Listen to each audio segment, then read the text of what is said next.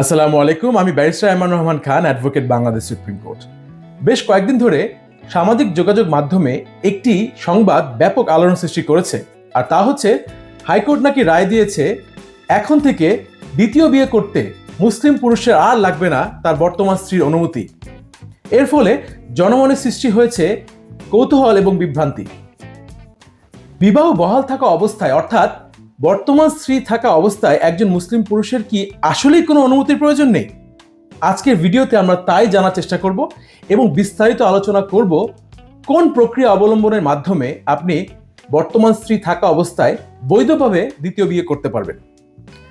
1961 সালের মুসলিম পারিবারিক আইন অধ্যাদেশের 6-1 ধারায় এটা সুস্পষ্টভাবে বলা আছে, সালিসি পরিষদের অনুমতি ব্যতীত কোনো মুসলিম পুরুষ দ্বিতীয় বিবাহ করতে পারবে না এবং উক্ত দ্বিতীয় বিবাহ নিবন্ধনও করা যাবে না।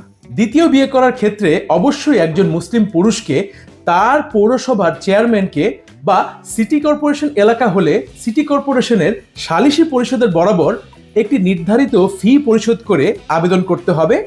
যেই আবেদনপত্রে তাকে উল্লেখ করতে হবে কেন তিনি দ্বিতীয় বিবাহ করতে চাচ্ছেন এবং তিনি তার বর্তমান স্ত্রীকে এই বিষয়ে অবগত করেছেন এবং তার অনুমতি চেয়েছেন। উক্ত আবেদনপত্র গ্রহণপূর্বক সালিসি পরিষদ বা পৌরসভার চেয়ারম্যান উক্ত আবেদনকারীকে এবং তার বর্তমান স্ত্রীকে নিজ পক্ষে একজন করে প্রতিনিধি নিয়োগ করার আহ্বান জানাবেন।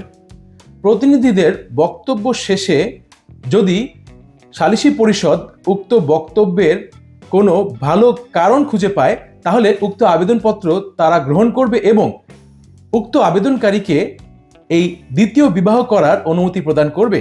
সালিসি পরিষদ তাদের এই আদেশ লিখিত আকারে লিপিবদ্ধ করবে এবং আবেদনকারী বা তার স্ত্রী যদি উক্ত আদেশের মাধ্যমে সংক্ষুব্ধ হয়ে থাকে তাহলে তারা এই আদেশ কিন্তু চ্যালেঞ্জও করতে পারবে। এক্ষেত্রে তাদেরকে এই আদেশের বিরুদ্ধে তাদের এলাকার সহকারী জজ আদালতে গিয়ে রিভিশন দায়ের করতে হবে এবং সহকারী জজ আদালত যেই সিদ্ধান্ত নিবে সেটাই চূড়ান্ত হিসাবে গণ্য করা হবে।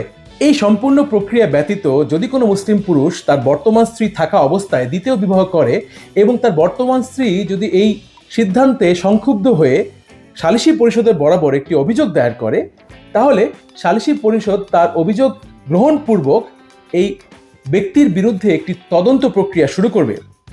তদন্ত করার পরে যদি এই অভিযোগের সত্যতা পাওয়া যায় তাহলে এই ব্যক্তি 1 বছরের কারাদণ্ড অথবা 10,000 টাকা অথবা উভয় দণ্ডে দণ্ডিত হবে।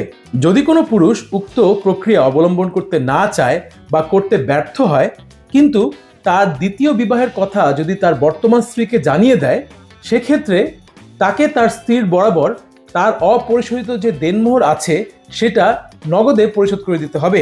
সেক্ষেত্রে দেনমোহর পরিশোধ করার পরও যদি কোনো স্ত্রী তার স্বামীর বিরুদ্ধে সালিসি পরিষদের কাছে গিয়ে তার দ্বিতীয় বিয়ে করার অভিযোগ তুলে এমন অভিযোগ নাও টিকতে পারে।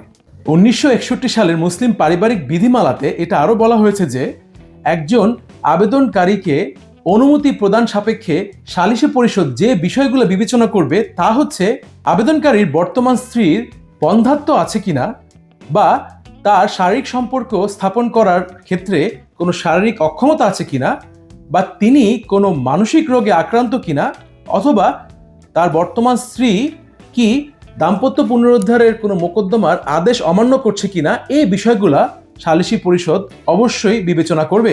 সুতরাং একজন মুসলিম পুরুষের দ্বিতীয় বিয়ে করতে তার বর্তমান স্ত্রীর অনুমতি লাগবে না কিন্তু বাধ্যতামূলকভাবে সালিসি পরিষদের অনুমতি লাগবে।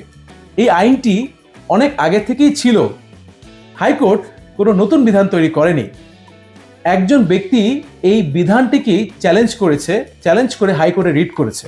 মহামান্য হাইকোর্ট যখন উক্ত রিটটি খারিজ করে দেয় এবং বক্তব্য প্রদান করে যে বর্তমানের যে প্রক্রিয়া আছে সেটাই বহাল থাকবে, স্ত্রীর অনুমতি লাগবে না, তখন কিছু সংবাদ মাধ্যম শুধুমাত্র এই কথাটি যে স্ত্রীর অনুমতি লাগবে না এই বিষয়টি ফলাও করে প্রচার করে, যা জনমনে ব্যাপক বিভ্রান্তি সৃষ্টি করে।